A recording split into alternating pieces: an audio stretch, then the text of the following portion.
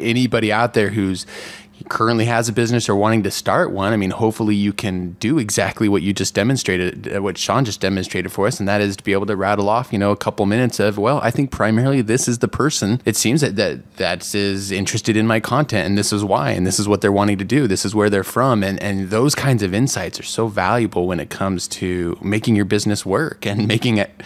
And making a business that makes money as well, because clearly you're more readily available, or you're able to give them what they want more easily when you have that sense in mind. Yeah, absolutely. And that profile sort of builds up over time. You install Google Analytics to get an idea of where people are actually physically coming from. You look at the map and sort of get that idea, and then you start emailing with them. You interact with them on Twitter, and you make personal connections with them, and you start to mentally build up this idea of who your perfect customer is. And you find out that there are many, many copies of them out there. And if you focus on delivering that type of a product that would satisfy that type of a person, then it's repeatable, and you just keep doing it, and they'll buy. It's that easy. Yeah, awesome. So you went into this learning Indonesian niche, and choosing that first niche is a hard step, we find, for a lot of people. They get kind of hung up on it. Some people, they're like, well, what do I really know anything about? And I think they vastly underestimate their own interests and knowledge and passions and the value it would have to other people. But how was that process for you? How did you go about choosing what your target market was going to be, and choosing that original niche for yourself?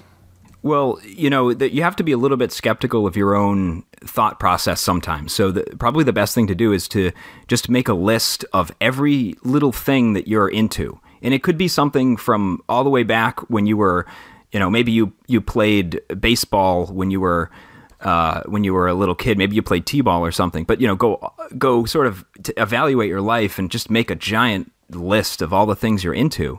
And that's a great place to start. I mean, you don't want to go down the path of launching a business on something that you're not personally invested in. I mean, I tried that in the past, and I've tried that since learning Indonesian, and I've never been able to just sort of chase the money, if that makes any sense. Yeah. Something that looks great, something looks good on paper, but then I realized, well, I don't really have any personal investment in this, and I can't sit there for hours and hours and hours and interact with this demographic when I don't really like what I'm talking about.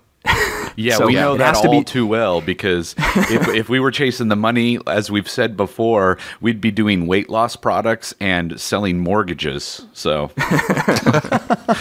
and the all famous porn, Yeah. Well, I'm glad you bring that up, because I think, that's why in the end, when people are like, oh, well, what's the formula? What are the numbers? Like in the end, we're like, well, really, the primary criteria we use is like, what's your passion and interest, and what does your gut tell you? Because, in the end, that really ends up making a much more difference than, okay, did, such and such number reach such a threshold, and then the formula end up coming out to be more than 5. Or whatever the magic number people are looking for. So you bring up a great point there, and I think I think that's dead on what you're saying. Well, and one of the other things that I was going to mention too real quickly is that it's not, in the academy, we talk a lot about this because, of course, this is one of the, number one issues that people have. What am I going to sell? And it's, if you make that list like you're talking about of all the things that you know and had fun doing and this kind of thing, and you're still not able to find something, it's also, what do you want to know? So let's just say that in your instance, you're thinking, God, I need to learn Indonesian. And as you're searching through all this stuff, you find that that's actually a viable market. You're like, wow, I get to become the expert and do what I wanted to do anyway and learn Indonesian, right? And have the fulfillment of that as well. So just a little side note on that. No, that's like dead on, because it's something that you're personally driven to do, and it's either something it has to be something you're really interested in, and that could mean something you don't know yet, something that you need to learn, something that you put on your list of hopefully someday I'll be able to do this. Your hopes and dreams and that kind of thing. Just dig in and start working on it. Absolutely. Yeah. Now, okay, so you've got learning Indonesian, and we were wondering if you could share some examples of how you're currently making money with learning Indonesian, as well as any other sites you have. And it's just basically, what are you making money with on the internet? Okay, sure. So I'll start with learning Indonesian. Basically, this was started with the explicit goal of building an audio-based language program that people could purchase. I wasn't quite sure which way it was going to go, if it was going to be a prepackaged product, if it was going to be scheduled webinars. It could have been sort of anything. And I think that you guys would recognize that you can't really know that until you sort of ask people. So after a lot of heavy surveying, figuring out what it needed to be, it turned out that people wanted either to be able to purchase it as a downloadable package or to have a monthly subscription, which would have been cheaper, but would have given them access to new material as it was put out. So, learn on their own time and, retain membership to that. So it turned into a very simple membership site. In fact, I think we use the same membership site software that you guys use for the Internet Business Mastery Academy. It's just very, straightforward and makes a lot of sense. So it's a monthly membership, and the way we do it is we pre-sell months in order to make it less expensive for people in the long run. So we give them a bulk discount on pre-purchasing months. And as of today, you can purchase 3-month, 6-month, 9-month, and 12-month. And we've had, since the launch, we added the 9 and the 12-month, and that has turned out to be very popular. So just surprisingly, people seem to want to go out and buy a year out from where they are today. So that was an excellent surprise, and it turned out to make an interesting dent on the income. Oh yeah, I'll bet.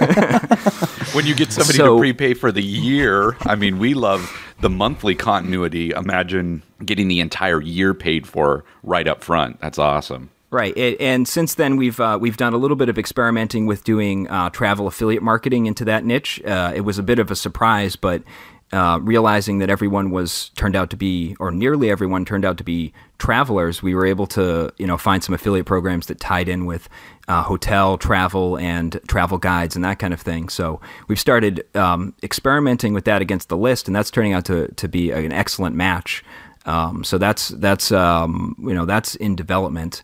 As I said, I tried to go down a couple of different paths last year, and it seemed whenever I turned back and focused back on the thing that I really enjoyed and really loved, I was able to grow it a little bit better than I could have if I had branched off and tried to build 10 different sites at once.